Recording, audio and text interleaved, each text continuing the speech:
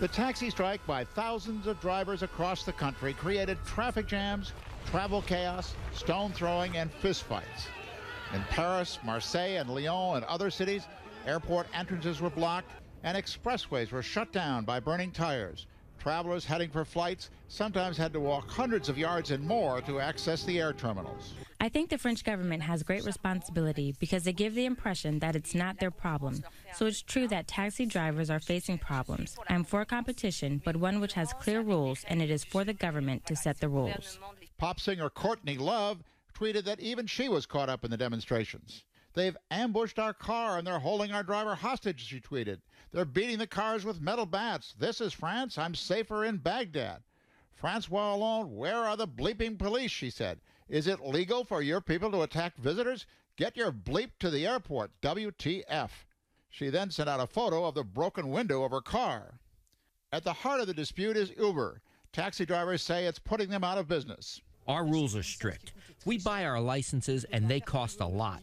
We can't do what we want. We don't decide on our rates. We don't decide on our days of work. And now we have people who pay nothing, who have no training, and who run a taxi service with any old car. While Uber is legal in France, its lower-cost alternative, Uber Pop, is not. A French court ruled in December that the smartphone-driven transportation application, which permits just about anyone with a driver's license to take on paying customers, is illegal in France. Uber has appealed that decision, but in the meantime, the French Interior Minister has ordered police to put a stop to Uber Pop by arresting drivers, who can face 2 years in prison and a €300,000 fine if they're found to be operating without a chauffeur's license and proper insurance. We live in a nation of laws, and the decisions that we took are witness to the desire of the government to make sure laws are respected.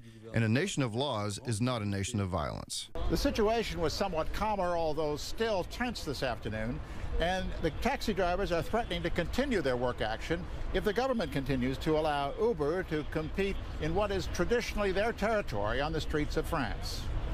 Jim Bitterman, CNN, Paris.